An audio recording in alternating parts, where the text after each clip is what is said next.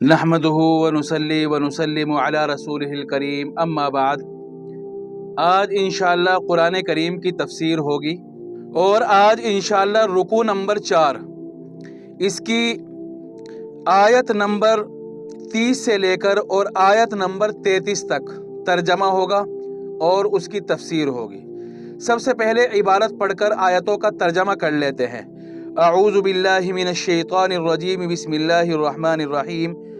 وَإِذْ قَالَ رَبُّكَ لِلْمَلَائِكَةِ إِنِّي جَاعِلٌ فِي الْأَرْضِ خَلِيفَةً، اور جب تیرے رب نے فرشتوں کو کہا کہ میں زمین میں ایک خلیفہ مقرر کرنے والا ہوں۔ قَالُوا أَتَجْعَلُ فِيهَا مَن يُفْسِدُ فِيهَا وَيَسْفِكُ الدِّمَاءَ، تو فرشتوں نے کہا کہ کیا تو زمین میں ایسی مخلوق کو مقرر کرے گا جو اس میں فساد پھیلائے گی اور خون خرابہ کرے گی۔ وَنَحْنُ نُسَبِّحُ بِحَمْدِكَ وَنُقَدِّسُ لَكَ، اور ہم تیری تعریف کے ساتھ ساتھ تسبیح بیان کرتے ہیں، وَنُقَدِّسُ لَكَ، اور تیری پاکیزگی کو بیان کرتے ہیں۔ قَالَ إِنِّي أَعْلَمُ مَا لَا تَعْلَمُونَ، تو اللہ تعالیٰ نے فرمایا بے شک جو میں جانتا ہوں تم نہیں جانتے ہو۔ وَعَلَّمَ آدَمَ الْأَسْمَاءَ كُلَّهَا ثُمَّ عَرَضَهُمْ عَلَى الْمَلَائِكَةِ، اور اللہ تعالیٰ نے تمام چیزوں کے نام آدم کو سکھا دیے۔ ثُمَّ عَرَضَهُمْ عَلَى الْمَلَائِكَةِ، پھر ان ناموں کو فرشتوں کے سامنے پیش کیا۔ فَقَالَ أَنبِئُونِي بِأَسْمَاءِ هَؤُلَاءِ إِن كُنتُمْ صَادِقِينَ، پھر اللہ تعالیٰ نے فرمایا کہ میرے سامنے بیان کرو ان چیزوں کے نام اگر تم سچے ہو۔ قالوا سبحانک لا علم لنا الا ما علمتنا، تو فرشتوں نے کہا کہ آپ پاک ہے، ہمیں علم نہیں ہے مگر اتنا جتنا آپ نے ہمیں سکھلا دیا۔ انک انت العلیم الحکیم، بے شک آپ ہی جاننے والے ہیں، حکمت والے ہیں۔ قال یا آدم انبئهم باسمائهم، تو اللہ تعالیٰ نے فرمایا اے آدم ان فرشتوں کے سامنے چیزوں کے ناموں کو بیان کر۔ فلما انبأهم باسمائهم، تو جب حضرت آدم نے ان چیزوں کے نام فرشتوں کے سامنے بیان کر دیے، قال الم اقل لکم انی اعلم غیب السماوات والارض، تو اللہ تعالیٰ نے فرمایا کیا میں نے تم کو نہیں کہا تھا کہ میں ہی آسمان اور زمینوں کی چھپی ہوئی چیزوں کو جانتا ہوں۔ وَأَعْلَمُ مَا تُبْدُونَ وَمَا كُنْتُمْ تَكْتُمُونَ، اور جانتا ہوں ان باتوں کو جو تم ظاہر کرتے ہو اور جو تم چھپاتے ہو۔ یہ ہو گیا ان آیتوں کا ترجمہ۔ ان آیتوں میں اللہ تعالیٰ کی نعمتوں کا ذکر ہے۔ کیسے نعمت؟ پچھلی آیتوں میں تو ان نعمتوں کا ذکر ہے جو محسوس کر سکتا ہے آدمی، آنکھوں سے دیکھ سکتا ہے، جیسے باغات، کھانے کی چیزیں، پہننے کی چیزیں، زمین، آسمان، بارش، یہ ساری کی ساری چیزیں۔ اور ان آیتوں میں اللہ تعالیٰ کی ان نعمتوں کا ذکر ہے جو آدمی محسوس نہیں کر سکتا۔ کون سی ہے وہ نعمتیں؟ حضرت آدم کو پیدا کر کے انسانوں کو ان کی اولاد بنانا، کیونکہ حضرت آدم اور ان کی اولاد اللہ تعالیٰ کے خلیفہ ہے، اللہ تعالیٰ کے نائب ہے دنیا میں، اور اللہ تعالیٰ کا خلیفہ ہونا یہ کتنی بڑی عزت کی بات ہے۔ پھر اسی طرح ان آیتوں میں ان حضرت آدم علیہ السلام کا ذکر ہے جن کو تمام کائنات پر اور تمام مخلوقات پر فضیلت ہے، حتیٰ کہ آدم اور ان کی اولاد فرشتوں سے بھی افضل ہے، تو یہ بھی اللہ تعالیٰ کی نعمت ہے افضل ہونا۔ پھر اللہ تعالیٰ نے فرشتوں کو، حضرت آدم کو، انسان کو سجدہ کرنے کا حکم دیا، سجدہ کرا کر آدم کی عزت بڑھائی، اور ہم انہی آدم کی اولاد ہے، تو یہ بھی اللہ تعالیٰ کی نعمت ہے۔ تو پہلے تو ان نعمتوں کا ذکر تھا جو آدمی محسوس کر سکتا ہے، دیکھ سکتا ہے، اور ان آیتوں میں ان نعمتوں کا ذکر ہے جو آدمی محسوس نہیں کر سکتا۔ ان آیتوں کا مضمون اور خلاصہ یہ ہے کہ جب اللہ تعالیٰ نے حضرت آدم کو پیدا کرنے کا ارادہ فرمایا تو فرشتوں کے سامنے اس بات کو ظاہر کیا کہ دیکھو میں ایک مخلوق بنانے والا ہوں جو زمین میں میرا نائب ہوگی، میرا خلیفہ ہوگا، اور میرے احکام کو، میرے اعمال کو وہ دنیا میں نافذ کریں گے۔ ان کے اندر خیر کا بھی مادہ ہوگا اور شر کی بھی ان کے اندر صلاحیت ہوگی۔ اب جب اللہ تعالیٰ نے یہ باتیں فرشتوں کے سامنے کہی تو فرشتوں نے کہا کہ ایسی مخلوق پیدا کرنے کا کیا فائدہ، کیونکہ جب ان کے اندر بھلائی بھی ہوگی اور برائی بھی ہوگی تو یہ نافرمانی بھی کریں گے، خون خرابہ بھی کریں گے۔ تو پھر نائب تو اور خلیفہ تو ایسا ہونا چاہیے جو اللہ تعالیٰ کی اطاعت ہی اطاعت کرے۔ تو فرشتوں نے کہا کہ ان کو پیدا کرنے کی کیا غرض ہے، ہم ہیں نا آپ کی اطاعت کرنے کے لیے، ہم آپ کی اطاعت ہی اطاعت کرتے ہیں، ہم آپ کی نافرمانی نہیں کرتے، تو آپ انسان کو پیدا نہ فرمائے، آپ کی پیدا کرنے کی کیا مصلحت ہے؟ تو اللہ تعالیٰ نے دو طریقے سے فرشتوں کو جواب دیا۔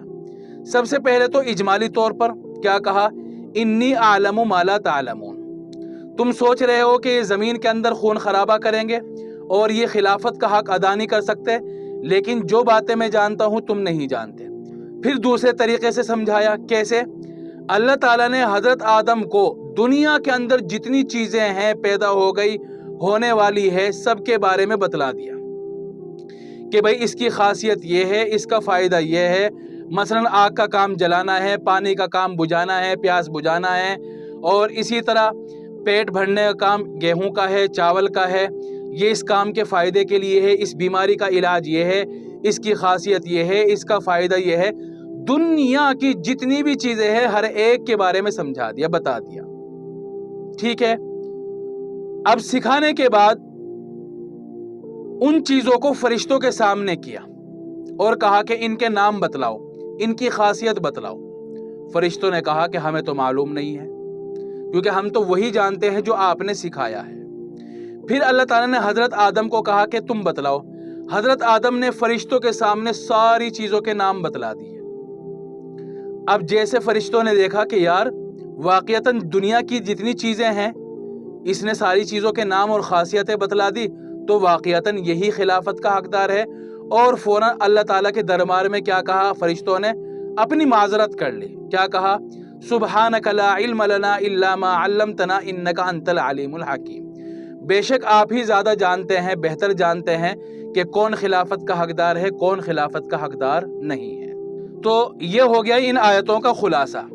اب ایک ایک جملے کو الگ الگ دیکھتے ہیں جو بیچ بیچ میں تفصیل آ رہی ہے۔ وَإِذْ قَالَ رَبُّكَ لِلْمَلَائِكَةِ إِنِّي جَاعِلٌ فِي الْأَرْضِ خَلِيفَةً، اور جب کہا تیرے رب نے، اللہ تعالیٰ نے فرشتوں کے سامنے کہا کہ میں ایک مخلوق بنانے والا ہوں جو زمین میں میرا خلیفہ ہوگا۔